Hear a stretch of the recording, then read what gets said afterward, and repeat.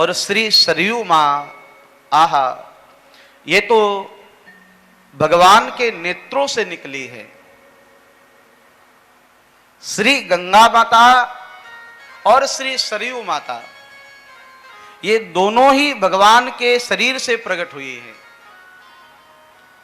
गंगा भगवान के चरणों से निकली है। जब भगवान ने 52 का अवतार धारण किया, राजा बलि को भगवान छलने गए और राजा बलि से प्रभु ने सर्वस्व ले लिया। भगवान जब राजा बलि क्या नाप रहे थे तो प्रभु का एक चरण ब्रह्मलोक में पहुंचा और ब्रह्मा जी ने भगवान का चरण धुला।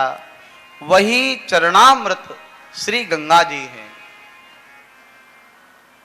और सरयू माता, भगवान को जीवों पर दया आई, जीवों पर करुणा करने के लिए भगवान श्रीमन नारायण प्रभु के नेत्रों से जो जल गिरा उसे सरयू कहते हैं। सरयू जी का एक नाम नेत्रजा भी है, जो नेत्रों से प्रकट हुई है। सरयू जी का प्राकट्य भगवान के नेत्रों के द्वारा हुआ है और वह नेत्र का जल मानसरोवर में जाकर के मिला और मानसरोवर से श्री ब्रह्मा जी महाराज के द्वारा वशिष्ठ जी महाराज लेकर के आए। इसलिए सरयू जी का एक नाम वासिष्ठी भी है, वशिष्ठजा भी कहते हैं। वशिष्ठ की कन्या के रूप में सरयू जी का नाम विख्यात है। दुनिया में जितनी नदियां हैं सभी प्रायः विवाहित हैं, लेकिन सरयू जी का विवाह नहीं हुआ है। सरयू एकमात्र इस पृथ्वी की नदी है जो अविवाहित है। सरयू जी का विवाह क्यों नहीं हुआ, इसकी एक बड़ी सुंदर कथा हमारे अयोध्या के संत सुनाते हैं। जब माता सरयू बाल्यावस्था से युवावस्था में पहुंची तो श्री वशिष्ठ जी महाराज ने कहा, बेटी, बेटी तो पराया धन होती है, बेटी का विवाह करना होता है, ये प्रत्येक पिता का कर्तव्य होता है। बेटी, अब तुम्हारा विवाह हो जाना चाहिए, समय हो गया है। तो सरयू जी ने कहा, पिताजी जैसी आपकी आज्ञा, आप जो आज्ञा करेंगे मैं वही करूंगी,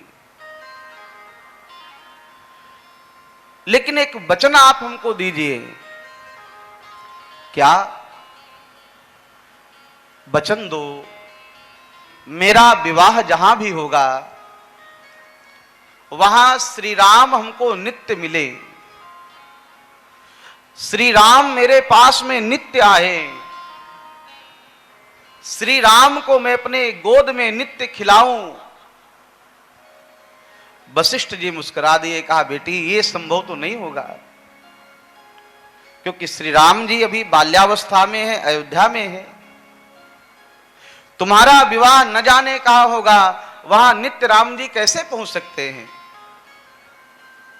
तो सरयू जी ने कहा, पिताजी, अगर मुझे नित्य श्री राघव का दर्शन नहीं होगा तो मैं भी ये पूरा जीवन अविवाहित रह करके ही निकाल दूंगी। मैं राम के बिना नहीं रह सकती, क्योंकि राम ही मेरा जीवन है।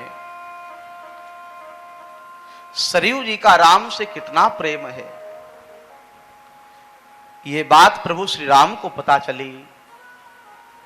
भगवान श्री राम दौड़ करके आए मां सरयू के किनारे और सरयू जी की गोद में बैठ गए। प्रभु श्री राम ने कहा, बहन, वशिष्ठ जी की कन्या है इसलिए राम जी की बहन लगती है। प्रभु श्री राम कहने लगे, बहन, तुमने मेरे लिए इतना त्याग किया है, मैं तुमको वचन देता हूं, मैं दिन में एक बार नहीं तुम्हारे पास दिन में 3 बार आऊंगा। और उस समय से, त्रेता से आज भी नित्य परमात्मा श्री राम अपनी बहन सरयू के पास में आते हैं। ऐसी संत यहाँ की कथा बताते हैं, नित्य प्रभु श्री राम सरयू का निमज्जन करने आते हैं। सरयू का संबंध श्री राम से है, अयोध्या की महिमा सरयू से है। अगर अयोध्या में सरयू न होती तो शायद अयोध्या की इतनी महिमा नहीं होती। और आप जानते हैं सरयू का अगर स्नान करना हो तो आपको सरयू स्नान सिर्फ अयोध्या में मिलेगा। गंगा का स्नान आप कहीं भी कर सकते हैं। आप हरिद्वार में गंगा स्नान कर लीजिए, तीर्थराज प्रयाग में गंगा स्नान कर लीजिए, आगे बढ़ेंगे काशी में गंगा स्नान हो जाएगा, थोड़ा सा और आगे बढ़ेंगे पटना में गंगा स्नान हो जाएगा, कलकत्ता में गंगा स्नान हो जाएगा। गंगा सागर से लेकर के गंगोत्री से लेकर गंगा सागर तक कई स्थानों पर गंगा स्नान हो सकता है। यमुना स्नान करना हो तो यमुनोत्री में यमुना स्नान हो जाएगा। आगे कई स्थानों पर यमुना जी का स्नान हो जाएगा। वृंदावन में यमुना स्नान कर सकते हैं, प्रयागराज में यमुना स्नान कर सकते हैं। लेकिन अगर सरयू स्नान करना हो तो आपको अयोध्या आना ही पड़ेगा। सरयू स्नान अयोध्या को छोड़ के और कहीं मिलेगा ही नहीं, क्योंकि अयोध्या से पहले सरयू जी का जो नाम है वो दूसरा है, और अयोध्या से आगे बढ़ने पर सरयू जी का नाम दूसरा हो जाता है। अयोध्या से पूर्व सरयू जी जो घाघरा नाम से जानी जाती है, और अयोध्या से आगे ये सरयू जी गंगा जी में मिल जाती है, इसलिए वहां से सरयू गंगा कहलाती है। सरयू की महिमा श्री अवध से है और अयोध्या की महिमा श्री सरयू जी से है।